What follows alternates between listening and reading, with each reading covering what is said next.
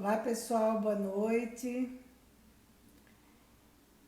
Vamos hoje para mais um live com o Dr. Frederico Félix, psiquiatra. Vamos falar sobre ansiedade. Oi, Lígia, Isabel, Luiz. Quanta gente! Muito bom terem vocês aqui. Pedro Vital, que delícia, que bom vocês aqui. Estou esperando aqui o Dr. Francisco. Ah, o Dr. Francisco aqui. Vamos lá.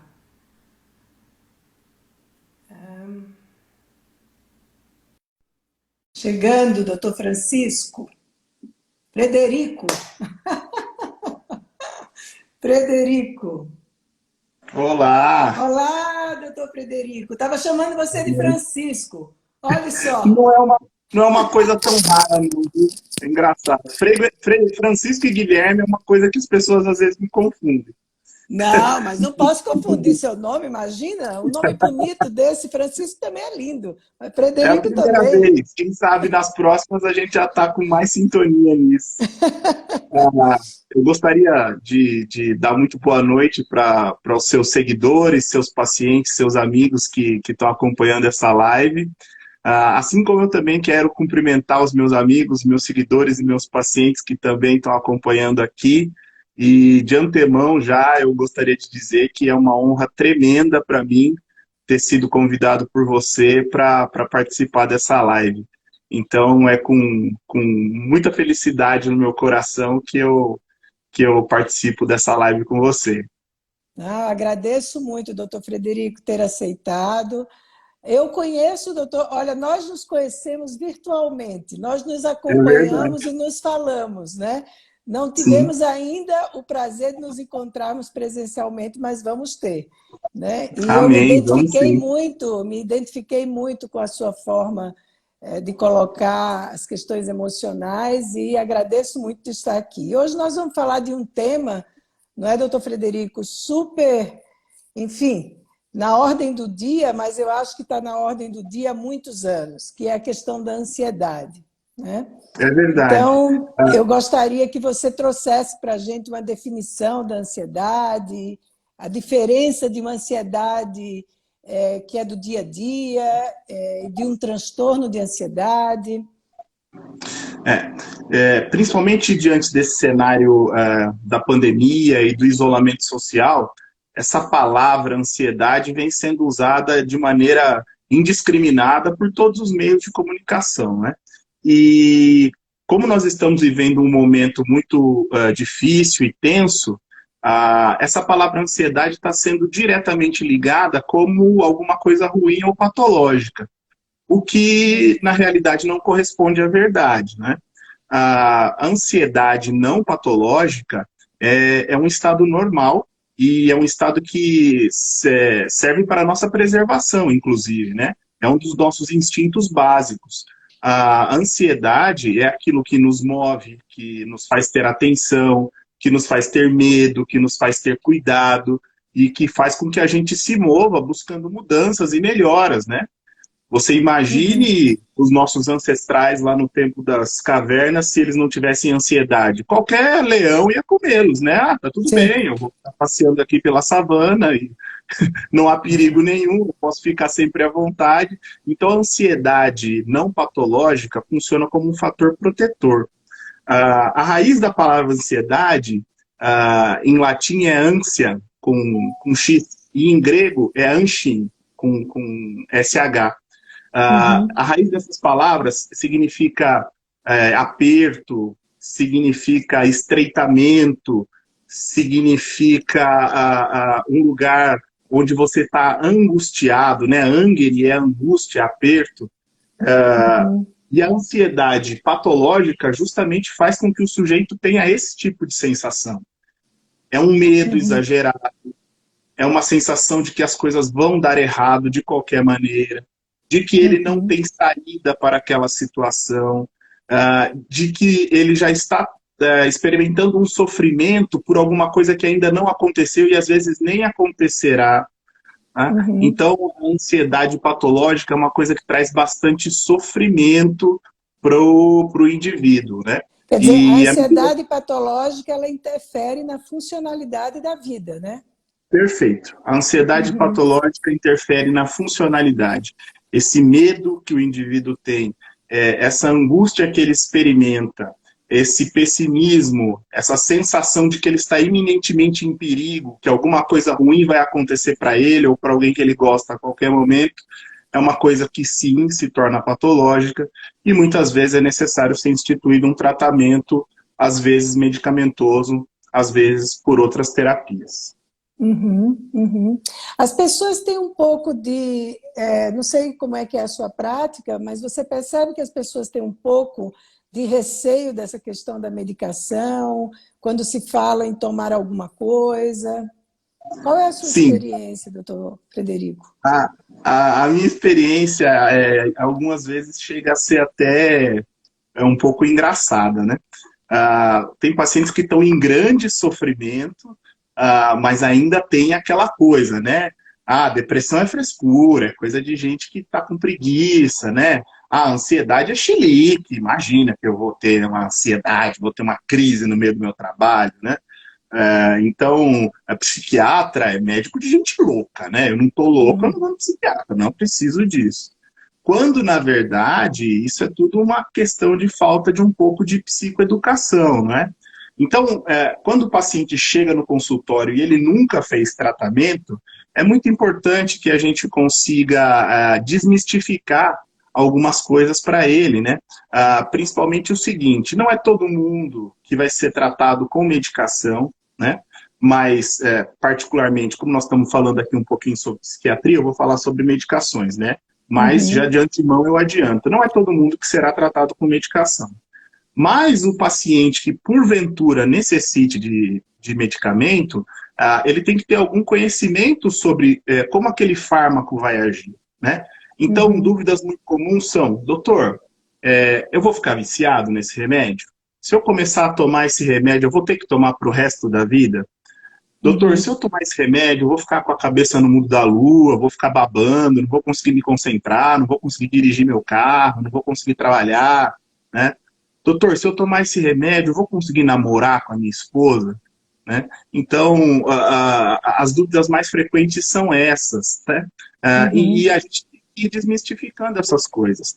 As medicações que nós temos atualmente em psiquiatria, elas têm, principalmente os antidepressivos, eles têm um poder muito baixo de deixar o paciente viciado.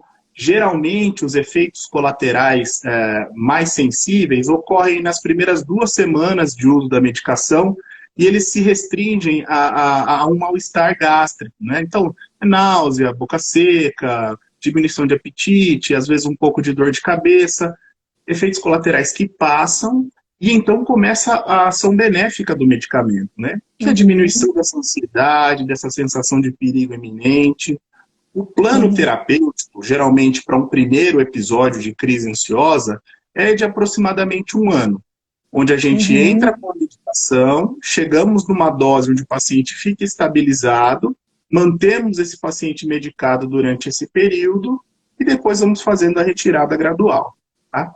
Então, esse é o plano de tratamento inicial. A ideia não é deixar ninguém anestesiado, alheio à realidade. Medicação psiquiátrica não é pílula de felicidade. Né? Então, não adianta você achar que vai tomar e meu trabalho vai ficar maravilhoso. Não, você vai melhorar, e você vai encarar melhor os seus desafios, né? O seu sofrimento vai diminuir, mas está longe de ser alguma coisa que vai te deixar obnubilado ou incapaz de lidar com questões sérias e ter um raciocínio fino, né? Então, isso eu acho muito importante de ser apresentado para o paciente que nunca fez uso desse tipo de medicação. Funcionalidade é a palavra-chave. Eu quero medicar o paciente para que ele se sinta melhor, para que a funcionalidade dele retorne e ele retome aquilo que ele chama de normalidade. Agora, o que a gente ouve muito como síndrome do pânico é um aumento, não é, da ansiedade, é um tipo de transtorno dentro da ansiedade, dos transtornos de ansiedade. É um tipo de transtorno dentro da ansiedade, está dentro desse escopo dos transtornos fóbico-ansiosos, só que nessa síndrome de pânico, além de medo, o paciente pode experimentar sensações físicas terríveis, né? Uhum. Muitas vezes o que ele relata, falta de ar, opressão torácica, boca seca, palpitações, uma sensação de que vai infartar, uma sensação de morte iminente, Uhum. sudorese, tremores, sensação de que alguma parte do corpo está dormente. E muitas vezes os sintomas físicos se manifestam de maneira que você consegue aferir mesmo. O paciente chega ao pronto-socorro taquicárdico, o paciente chega ao Uhum. pronto-socorro hipotenso, né, ou hipertenso, né? Tem gente que de fato chega a ter a síncope, desmaia, e aí você vai e faz todas as medidas do pronto-socorro. Vai fazer eletrocardiograma, vai colher os exames iniciais preliminares, vai fazer a anamnese completa do ponto de vista clínico, e só então, depois que foram descartadas as possibilidades de algum mal-estar fisiológico, é que a gente vai aventar a possibilidade daquele paciente estar passando por um transtorno de ansiedade generalizada ou uma crise de pânico. Doutor Frederico, algumas pessoas relatam não, elas têm dúvida entre se elas estão com uma crise de ansiedade ou se elas estão deprimidas, né? Há uma confusão, me parece, nesses termos, embora uma coisa pode levar a outra, estar juntos, mas são termos que, não, fulana está com depressão, na verdade está ansiosa, outra ansiosa, está deprimida. Essa é uma fronteira que costuma ser muito tênue, Uhum, e principalmente quando a gente está falando de pessoas que não têm um olhar treinado, o diagnóstico pode ficar difícil. Às vezes o aham, tratamento é até parecido, os fármacos são parecidos, mas os critérios diagnósticos que a gente usa para separar essas duas entidades nosológicas, eles são muito claros, porque quando a gente vai ver do ponto de vista técnico, quando você vai avaliar se um paciente está deprimido, ele tem que preencher uma certa quantidade de requisitos, né? Pelo menos 5 uhum, sintomas, por pelo menos 2 semanas, sendo que desses 5 sintomas, um de 2 é obrigatório. Ou o uhum. humor deprimido, ou a anedonia, que é a perda de interesse e prazer em atividades cotidianas, né? E aí entram outros sintomas que também podem ser muito comuns, como insônia, como diminuição de apetite, como sensação de menos-valia, né? Minha vida não vai para frente, eu não valho nada, os outros evoluem, eu não evoluo, né? Muitas vezes uma Uhum. sensação de vergonha. Nos casos mais graves, o paciente pode ter lentificação de raciocínio, pode ter lentificação motora. Nos casos mais graves, ele pode ter um estado catatônico, pode ter sintomas psicóticos.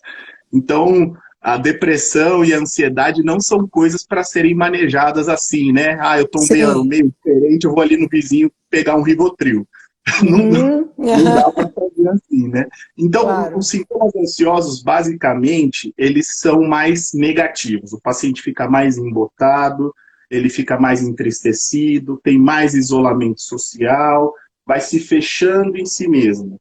E os sintomas ansiosos costumam ser mais positivos, mais produtivos. Eu fico mais agitado, eu produzo mais sintomas somáticos, né? Eu tenho É aquela mais crise com os meus explícito. tremores, é mais expressivo, né? Eu Entendi. desmaio, eu começo a chorar no trabalho, né? Ou em alguma sensação, alguma situação que me é adversa, eu não consigo ficar no metrô, então eu saio correndo do metrô, né? Eu não Uhum. consigo ficar no meio de multidão, eu não consigo ficar no elevador. Pelo amor de Deus, abre essa porta, eu não consigo ficar no avião. Abre o avião, né? Então, esse quadro de ansiedade, ele costuma ser mais florido nesse aspecto, né? Ele é mais Uhum. positivo. E o Uhum. deprimido, mais negativo. E, doutor Frederico, como estão as suas flores no seu jardim? Estão desabrochando nesse momento, de acordo com o nosso tema? Como é que você tem visto, né, as pessoas nesse momento? Como é que tem sido o seu contato com elas, na sua clínica, ao seu redor?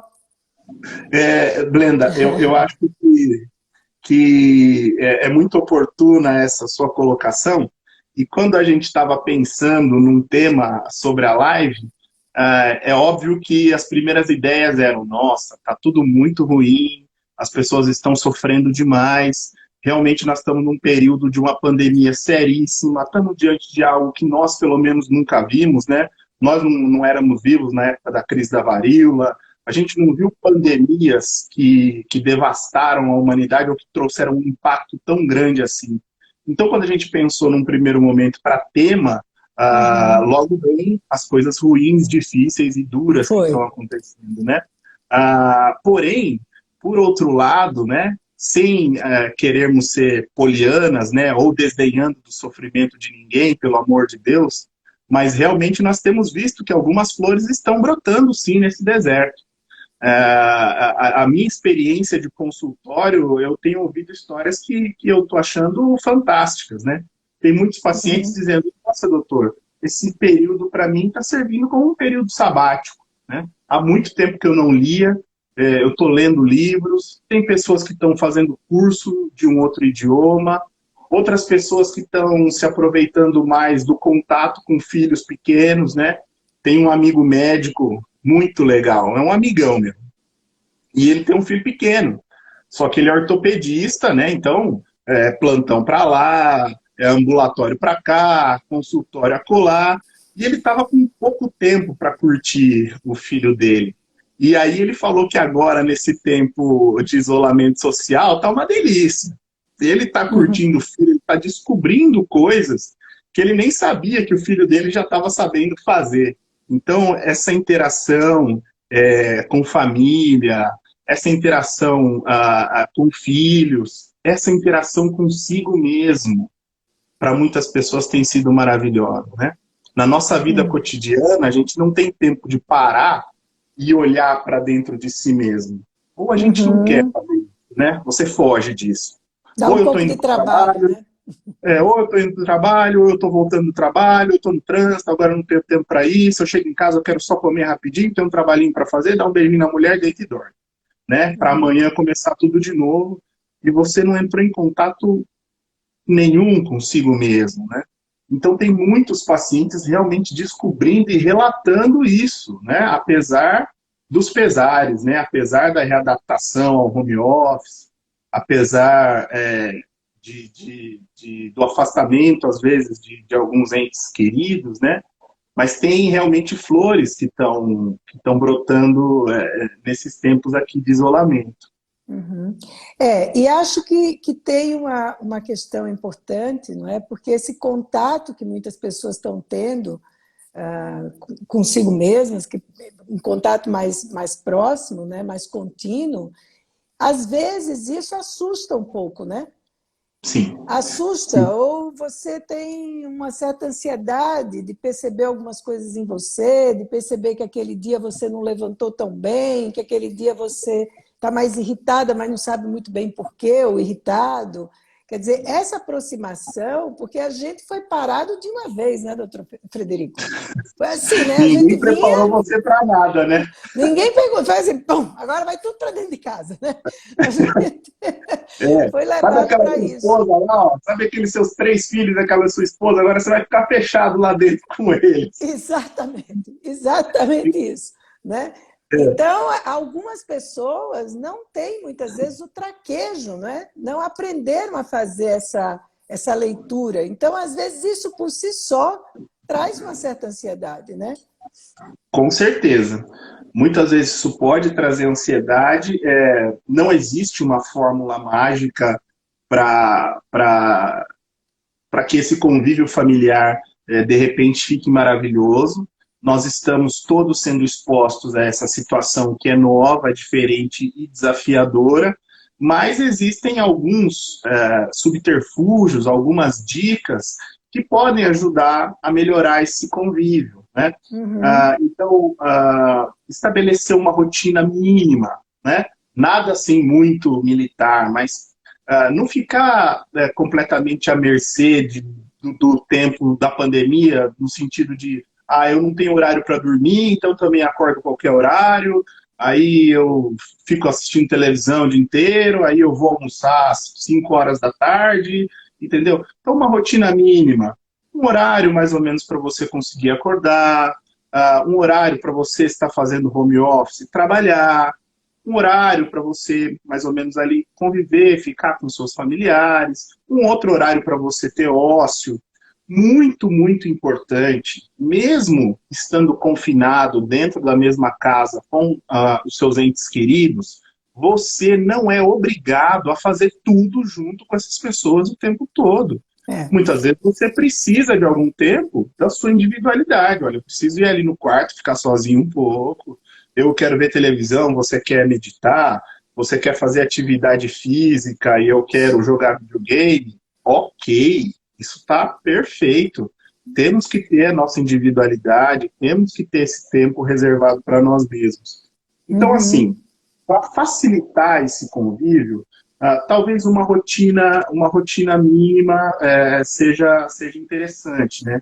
Limitar o tempo de televisão, né? Não ficar lá o dia inteiro no noticiário, ouvindo números que cada vez mais aumentam, e agora a cura chegou, agora a cura não chegou, agora pode pesquisar essa medicação, agora não pode mais, agora acabou a vaga na UTI. Então, quer dizer, esse tipo de excesso de informação acaba sendo mais deletério do que trazendo, de fato, crescimento para as pessoas, né? E também Uhum. acaba dificultando mais o convívio familiar, né? Quanto mais medo, quanto mais apreensão você tem, pior fica o seu convívio consigo mesmo e também com as outras pessoas. E tem uma questão que eu queria ouvir o que você pensa disso, porque a gente está agora falando bastante da pandemia, como vai ser a vida pós-pandemia, como é a vida na pandemia, isolamento, confinamento, enfim. Mas tem uma porção de coisas aí que já vinham acontecendo antes, né? Quer Sim, dizer, tem uma série de afastamentos, aproximações diferentes, não é? sim. Dificuldades que estavam acontecendo antes e que agora também temos uma outra coisa. A gente não sabe quando isso vai acabar, né? No sentido, essa coisa de De dizer volta à depois da normalidade, né? pandemia a gente vê o que vai fazer. Quer dizer, por que não fazer agora, né? Por que não regar Exatamente. essas plantas, essas flores agora, né? Com certeza. Esses tempos de pandemia talvez tenham exacerbado algumas coisas que a gente já vinha percebendo. Então, mais uma vez, né, falando do ponto de vista psiquiátrico por motivos óbvios, já vinha se percebendo há muito tempo que a maior causa de afastamento de população economicamente ativa do trabalho atualmente são os transtornos psiquiátricos, né? Então tem mais gente se afastando do trabalho agora porque teve depressão, ou teve ansiedade generalizada, ou teve pânico, ou teve um burnout, do que pessoas, dor nas costas que me fez parar de trabalhar. Eu tive um acidente de trabalho e por isso eu parei. Então, quer dizer, isso já estava acontecendo e agora no período da pandemia explodiu, não é? Então, um Uhum. aumento de casos de transtorno fóbico ansiosos, ou seja, nós já não estávamos indo assim tão bem enquanto sociedade, enquanto humanidade, não estava tudo assim tão bem resolvido, né? Mas agora, nesse período, isso se exacerbou. Porém, né, isso não é motivo para que nós não consigamos conseguir alcançar crescimento nesse período, né? A vida não está pausada, a vida está acontecendo, né? A vida é o dia a dia. Então, os ganhos que a gente consegue ter nesse período vão se refletir lá na frente. Tem muita Uhum. gente mexendo com investimento, por exemplo. Tem muita gente estudando o mercado financeiro, por exemplo, onde eu vou colocar o meu dinheiro, o que eu vou fazer, de onde eu vou tirar dinheiro. Né? Tem muita gente se aprimorando. Eu estou fazendo curso online, eu estou crescendo aqui, eu estou me preparando, porque quando essa coisa voltar, eu vou ter currículo para apresentar. Né? Então, quer dizer, mesmo um tempo ruim, mesmo um tempo difícil, ele não é ruim o tempo todo para todas as pessoas, né? Mais uma vez, por favor, não achem que eu estou desprezando as famílias que estão sofrendo com isso. O medo Sim. é real, as mortes são reais, o perigo é real, precisamos nos cuidar. Quem tem o privilégio de ficar em casa, fique em casa. Né? Uhum.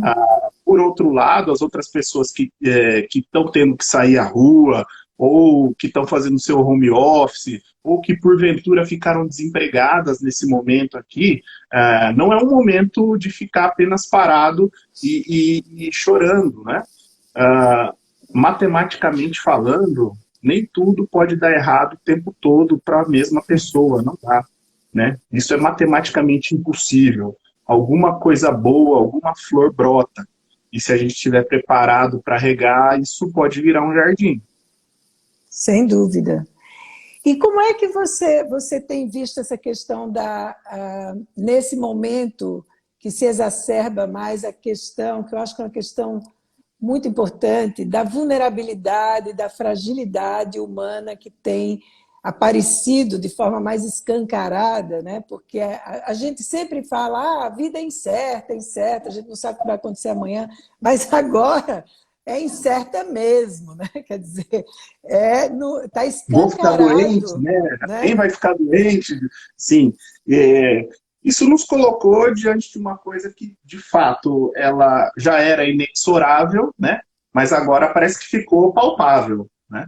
A gente sabe muito bem que se eu sair de casa eu posso ser atropelado, se eu viajar de avião, o avião pode Sim. cair, né? Mas é muito diferente de você falar, olha, tem uma pandemia aí, e 1 em cada 10 está ficando doente, e 1 em cada 100 está indo para UTI, né? E 1 em cada 1000 está morrendo, né? Então, quando o perigo se torna assim tão real, tão tangível e tão palpável, a reação de qualquer ser humano normal, de fato, é ter medo, né? De Uhum. fato, é ficar alerta. E isso é um instinto de sobrevivência. E mais uma vez a gente vai para aquela zona, né? Eu tô alerta, eu estou tomando cuidados, mas eu estou conseguindo me movimentar, ou eu estou com uma fobia que eu não saio de casa, eu estou com uma fobia. Vou citar um exemplo de consultório. Eu tenho, né, uma paciente que ela ficou com tanto medo de pegar Covid que ela estava fazendo gargarejo com vinagre e ela estava passando água sanitária no corpo. Então ela chegou ao consultório com as mucosas todas queimadas, a Puxa, pele do braço toda queimada. Por quê? Não posso fazer nada que eu vou me contaminar. Eu não posso encostar aqui, eu não posso ir para ali, eu não posso ir para colar. Então muitos pacientes que sofriam de toque pioraram os seus sintomas, né? Se o toque era um toque de limpeza, né? Chega as coisas do supermercado, falta pôr álcool e jogar fogo em cima para desinfetar aquilo, né? E é um sofrimento real, né? Às vezes a gente conta, parece piada, mas esse paciente está sofrendo. Você imagina o nível de sim, sofrimento sim. psíquico para uma pessoa achar que ela precisa passar água sanitária no corpo dela para não se contaminar. Tamanho é o medo de pegar o Covid, né? De onde veio esse medo? De tanto assistir o noticiário, de já ter uma fragilidade genética ou emocional que foi exacerbada, que foi ligada por essa quantidade de notícia terrível que veio sobre essa pessoa. O que essa pessoa consegue produzir num momento desse? Como que ela consegue se movimentar? Ela está paralisada. Essa pessoa está paralisada nesse momento da pandemia, né? Então, o que a Uhum, gente tem percebido é isso. Uma coisa uhum. que veio para ajudar, né, que finalmente o Conselho Federal de Medicina liberou, são as consultas à distância, que para vocês psicólogos já era uma realidade há muito É. mais tempo, né? E para nós virou uma realidade agora. Então, visando proteger as pessoas, evitar os deslocamentos e facilitar essas consultas, o Conselho Federal acabou permitindo esse tipo de consulta. E o Conselho Federal de Farmácia, junto com o Conselho Federal de Medicina, permitiu que receitas fossem emitidas via celular. Então, isso, Uhum. de alguma maneira, facilitou alguns atendimentos e tem ajudado alguns pacientes. Pelo menos no início do tratamento, eu não consigo sair de casa, mas eu consigo falar com o doutor aqui pela uma videochamada. O tratamento começa e conforme ele vai melhorando, as coisas vão caminhando melhor. Uhum.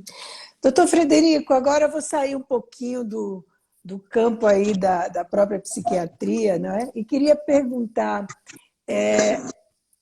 você na sua observação, as pessoas que estão, vamos dizer, vivendo, eu não acho que é só essa situação, as pessoas que vivem de uma forma mais possível, não é? Situações de adversidades, de restrição, de desesperos, muitas vezes, mas elas passam.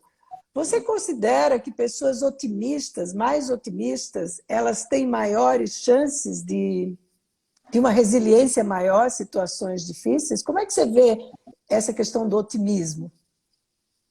Eu tenho certeza absoluta que isso ajuda. O otimismo ajuda com toda certeza.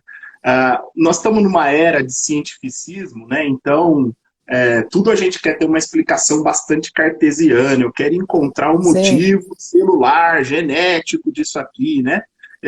E muito provavelmente deve existir algum gene para separar aquela pessoa que é mais otimista, que é mais para cima, daquela que é mais para baixo, né? Todos nós temos algum amigo, algum conhecido que é aquele cara que está sempre em nota 10, né? O mundo pode estar acabando e ele está sorrindo, ele está vivendo, e para ele a situação não é tão ruim e ele vai sempre achar uma saída. É muito difícil derrubar esse sujeito, né? Então, a gente pode acreditar que geneticamente existe alguma coisa que influencie o otimismo, a felicidade e essa certeza de que as coisas vão dar certo? Eu acredito que sim. E, de fato, quem tem essa propensão acaba conseguindo melhores saídas, acaba conseguindo melhores soluções, né? Então, sim, o otimismo ajuda e ele faz a pessoa encontrar mais soluções, né? Na faculdade eu tinha tive um professor, né, já é falecido, o Dr. Braille, inclusive ele que inventou o transplante de válvula cardíaca, lá em São José do Rio Preto, Dr. Domingo Braille. Então, o Dr. Braille, ele dizia o seguinte: tem paciente que a gente entra no consultório, ou a gente entra na enfermaria, a gente olha para o paciente e fala, esse aí é morredor. Esse é morredor, não sabe, não vai, você dá o remédio e tal, e ele está sempre, ai, doutor, não consigo, tal. E tem outro que é o vivedor. Você chega lá e ele, nossa, doutor, ai, que bom que o senhor está aqui, porque o remédio funcionou, porque eu tomei, porque eu senti isso, porque eu senti aquilo, tal, tal, tal. Foi tudo o remédio que fez, né? Até onde está envolvido efeito placebo, efeito farmacológico, até onde está envolvido o desejo do paciente de que aquilo funcione, de que aquilo dê certo. Então ele busca, então ele vai atrás, né? Ao passo que o outro...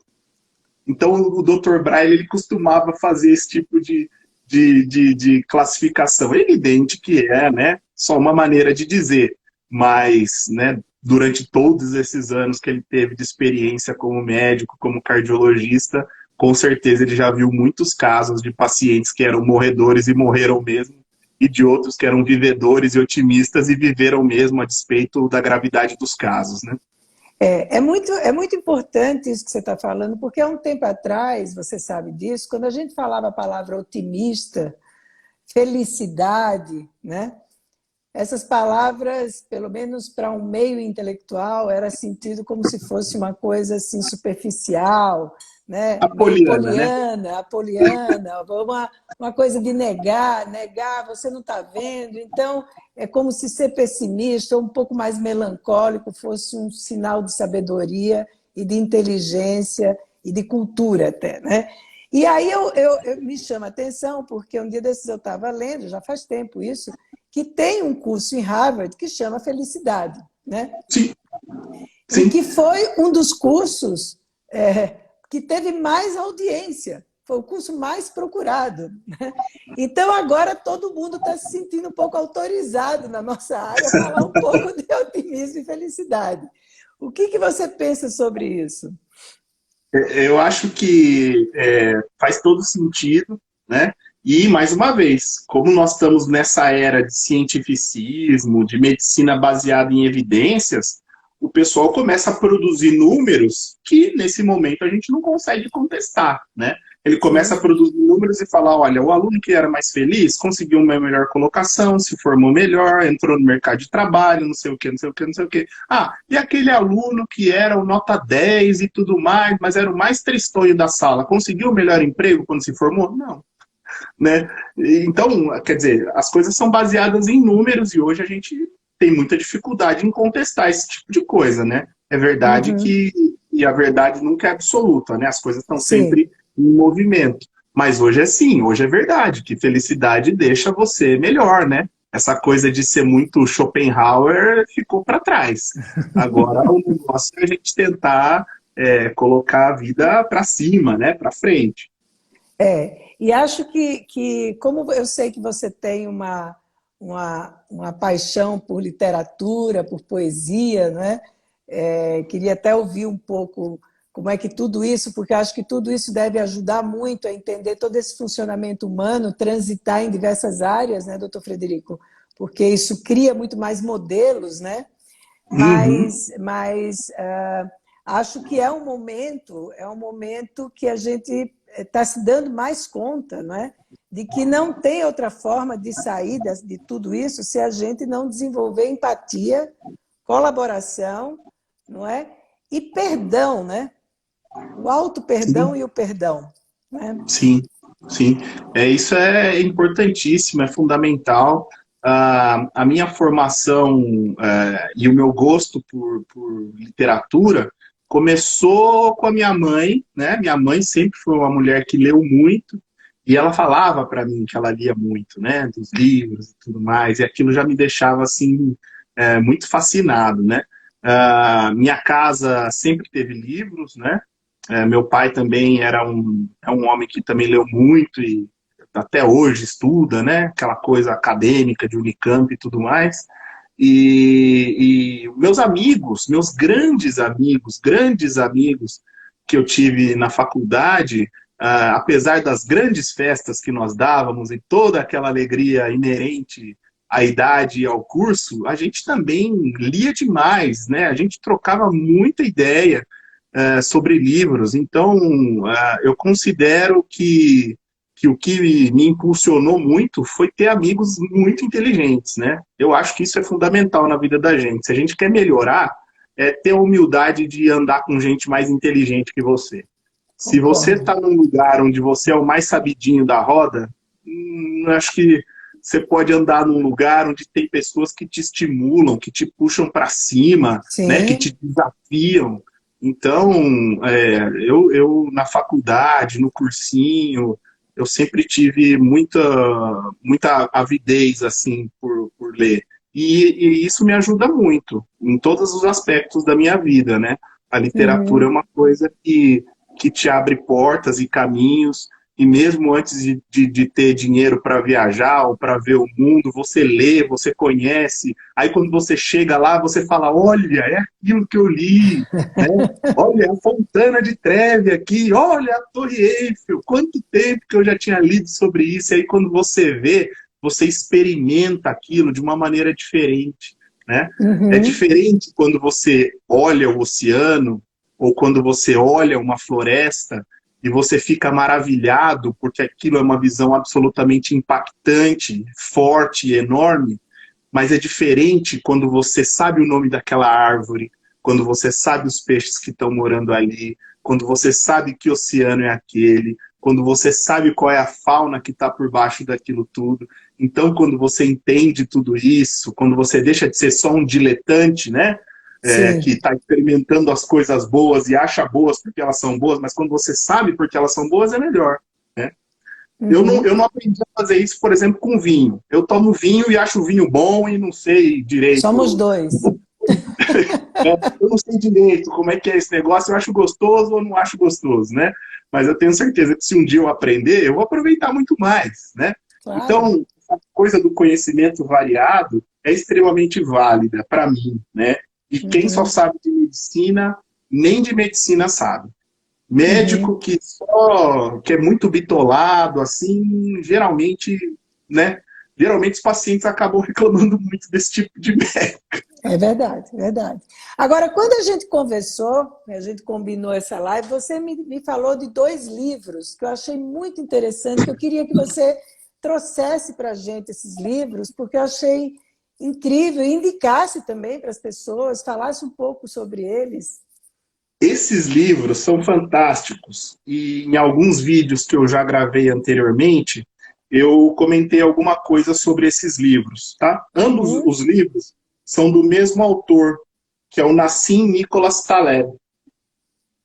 Um deles é esse livro Antifrágil, né? E o título é Coisas que se beneficiam com o caos. Estamos vivendo um momento caótico agora? Né? E o outro livro chama-se A Lógica do Cisne Negro, né? O Impacto do Altamente Improvável.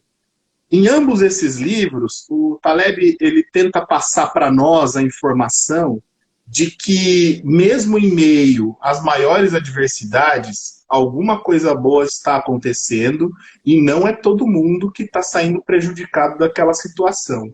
E mesmo antes dessa situação caótica aparecer, de alguma maneira, você tem que estar o máximo possível preparado para situações que são diferentes, imponderáveis e difíceis, né? Então, as coisas altamente improváveis vão acontecer. E quando elas acontecem, elas pegam muita gente de surpresa, mas não todos, né? A história inicial desse livro, da Lógica do Cisne Negro, era a seguinte. A história não, né? O mote. Era a seguinte. Durante muito tempo, biólogos, estudiosos da natureza só tinham visto cisnes brancos.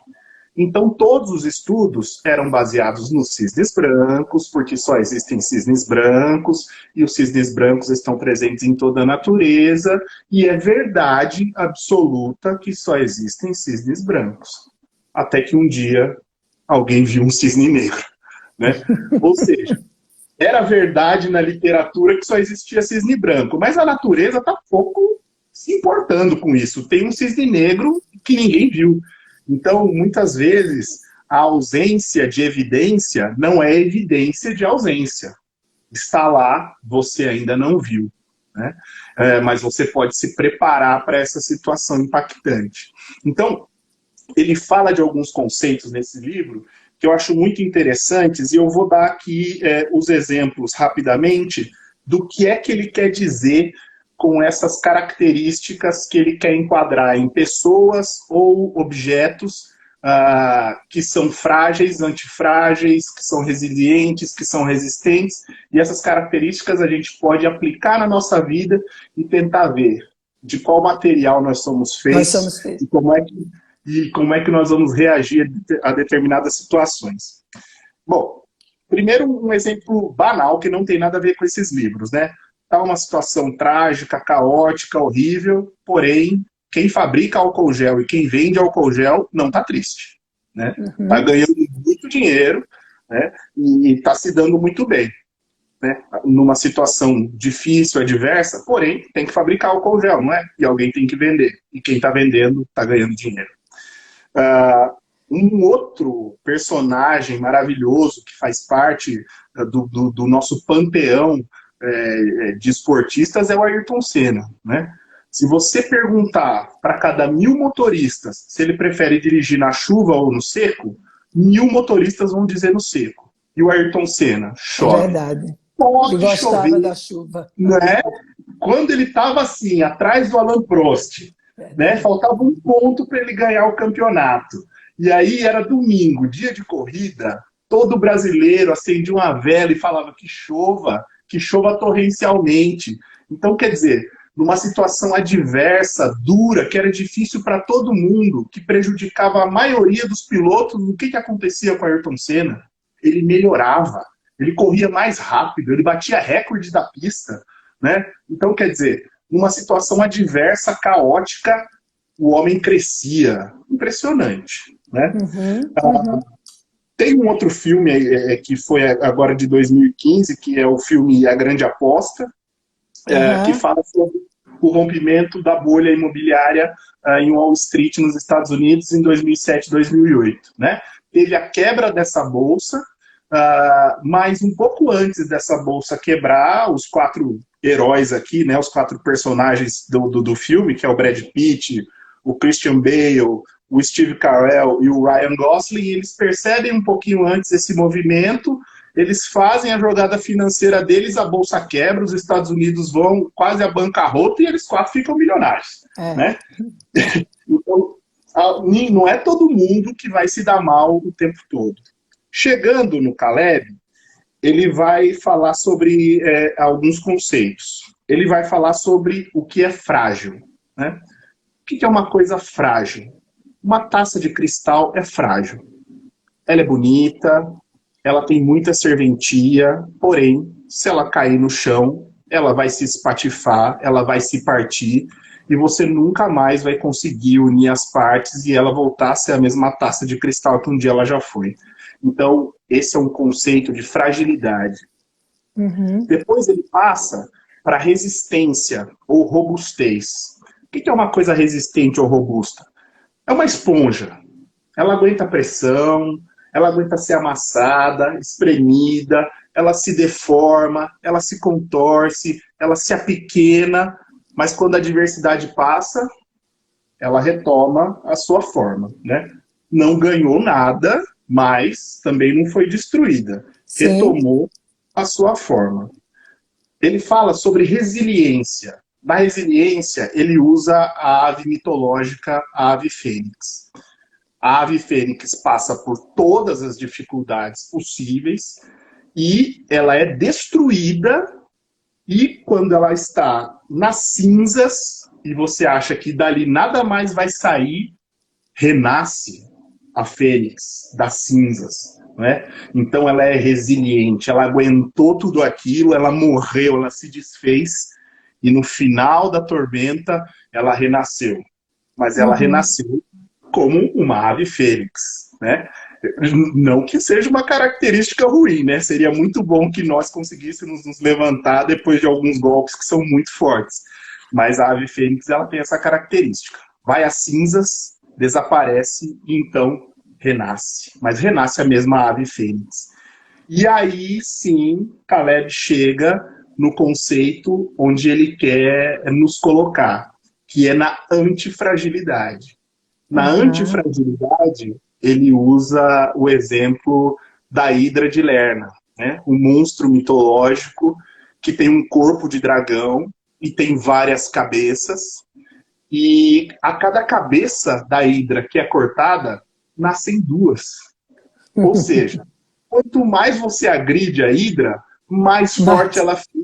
Quanto mais você bate na Hidra, mais uma cabeça vai nascer. Ou seja, quanto mais a Hidra sofrer, mais ela vai melhorar. E essa é a antifragilidade. Então, no momento da dor, no momento da pancada, no momento da provação, do cadinho, é o momento do crescimento, no momento da forja, né? É ferro, fogo e martelo. E quanto mais bate, mais esquenta, melhor vai ser a espada no final desse processo. Mas é duro. É.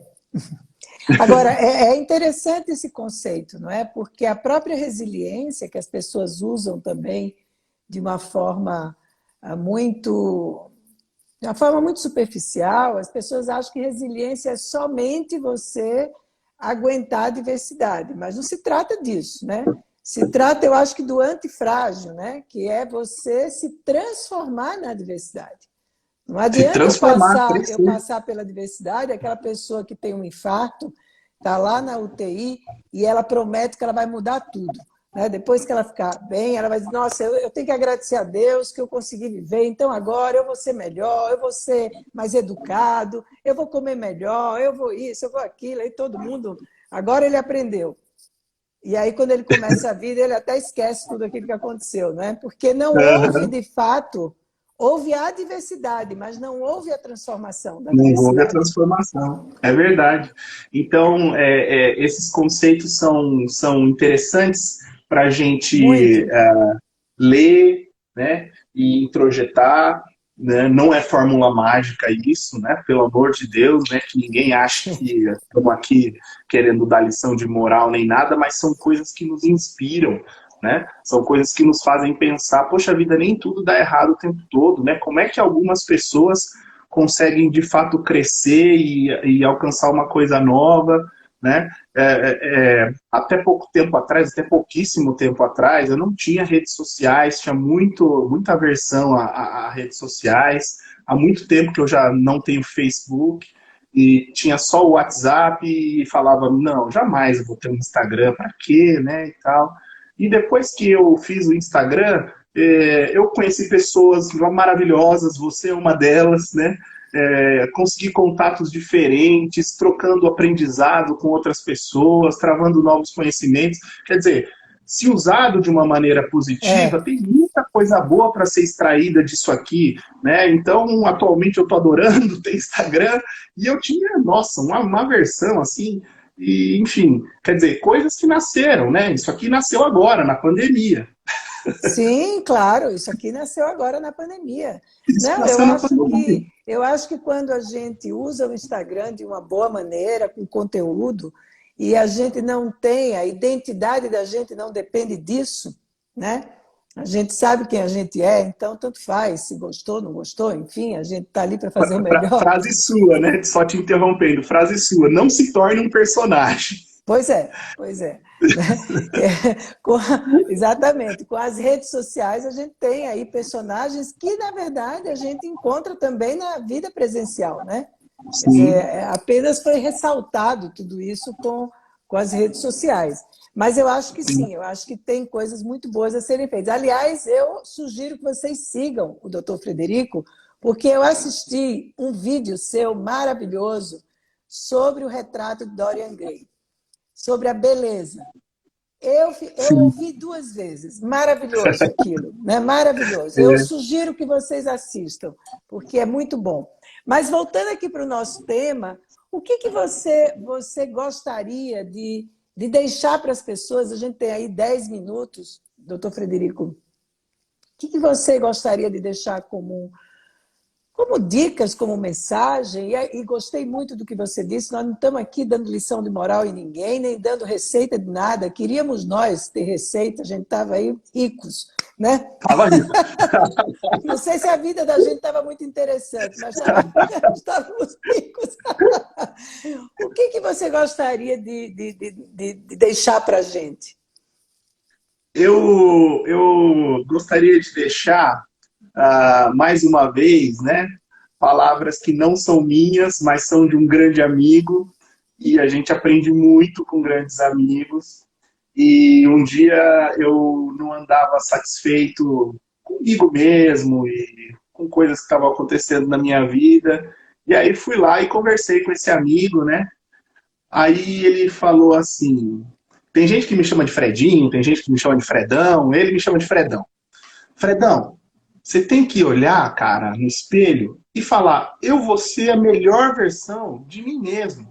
Né? Eu não vou imitar fulano, eu não estou interessado no que ciclano está fazendo, mas o que é que eu posso fazer por mim mesmo para que hoje, para que agora eu seja a melhor versão de mim mesmo. Né? O que dá para fazer? Vamos fazer o que é possível, né? Vamos fazer o que é factível. Aqui no meu condomínio, agora na época da pandemia, houveram ações maravilhosas de vizinhos, né? Com doação de alimento, com doação de roupa, com as mães do condomínio se organizando para fazer recolhimento de roupas, né? Teve médicos aqui no condomínio que se ofereceram para fazer atendimento, avaliação de pacientes que talvez estivessem com alguma necessidade. Teve médico que se ofereceu para fazer receita para pacientes que às vezes são idosos ou população de risco, que o médico parou de atender porque está na quarentena, e aí o paciente está sem aquela medicação contínua, precisa de ajuda, e aí como é que fica, né? Então teve médico que se ofereceu para fazer esse tipo de trabalho, entre outras coisas maravilhosas que a gente vê se aflorando nesse período de dificuldade, né? De empatia, de ajuda, e de você ser a melhor versão de si mesmo, é o que dá para fazer, né? Você não precisa ser um herói, um Superman. Ninguém vai salvar o mundo inteiro. Você vai salvar uma vida de cada vez, né? Você vai influenciar uma pessoa de cada vez, né? Isso. Se ao invés de você xingar aquela pessoa no trânsito, você dá um joia e muda de caminho e segue sua vida, você evitou de deixar alguém super nervoso, de bater o carro lá na frente, de ficar xingando, praguejando. E você mesmo também não ficou lá, que vida, de que esse trânsito. Então você se poupou, você poupou o outro e você salvou uma vida de cada vez. Então a sua melhor versão é possível. A sua melhor versão é possível. Eu não estou pedindo para você ser o Papa Francisco, não é isso. Sim. Estou falando, seja a sua melhor versão. Dá para você melhorar a si mesmo? Dá. Sim. E são em pequenas ações, né? Sim. A gente precisa ser menos ambicioso, né? Naquilo que a gente quer ajudar, né? E É. também entender que, às vezes, você pode até ajudar, aquela ajuda não ser tão recebida, mas você fez a tua parte, né? Sim, sim, sim. Bom, já que a gente está aqui fechando e tem um tempinho, né? Eu Tem. vou pedir licença para ler um Toda. trechinho, aqui da Clarice Lispector, que ela diz assim: a experiência maior. Eu antes tinha querido ser os outros para conhecer o que eu era. Entendi então que eu já tinha sido os outros. E isso era fácil. A minha experiência maior seria ser os outros dos outros. E o outro dos outros era eu. Então, a gente às vezes fica querendo, eu queria ser a vida do fulano, porque fulano tem dinheiro, e ele tem tanta sorte, e ele é tão bonito, e as coisas dão tão certo para ele. Então, né? Enquanto isso, tem muita gente que olha para nós e fala, olha, eu queria ser ele, viu? Ele que é bom, ele que faz as coisas direito, ele que é feliz, né? A Blenda que é uma pessoa maravilhosa, eu queria ser a Blenda. Na verdade, o que nós temos que ser é nós mesmos, né? E não querer ser os outros. Isso é a nossa versão, a nossa melhor versão, que sempre é possível ser melhorada e melhorar uma vida de cada vez. Vamos salvar. Na medicina a gente brincava. Agora que eu vou me formar, eu vou salvar vidas. Começando por qual? Pela minha. Então eu vou começar, eu vou salvar primeiro a minha vida, aí depois eu vou salvando uma vidinha de cada vez e tá tranquilo. Você sabe que eu tinha um supervisor quando eu comecei a atender na clínica e eu atendia muitos pacientes psicóticos. Eu tinha uma clientela grande, né? Então, eu cheguei na supervisão, falei para o meu supervisor, puxa, eu estou com 4 pacientes psicóticos. Ele, toma cuidado para você não ser a quinta, né? Para você se cuidar. Porque ele É mostrava verdade. sempre isso, né? O cuidado que você tem que ter com você, senão você não consegue cuidar do outro, É né? verdade, é verdade. É isso Doutor mesmo. Frederico, olha, muito obrigada, muito obrigada. Eu quero me encontrar outras vezes, viu? Com O prazer você. será Foi todo meu. muito boa a sua generosidade de colocar Imagina. seu conhecimento de forma tão acessível, não é? Tão acessível, tão clara e tão objetiva. Eu lhe agradeço muito, viu, esse contato. Eu agradeço o seu convite, acho que foi uma honra inenarrável para mim. Eu espero que os seus ouvintes tenham conseguido aproveitar alguma coisa. E para mim, além de uma honra, foi um prazer. Você é uma pessoa que tem uma conversa muito fácil, me deixou muito à vontade e eu adorei participar aqui. Eu Você espero que nós também. Acho que realmente tenhamos outras a oportunidades. gente teve excelente sintonia, viu? Desde o começo.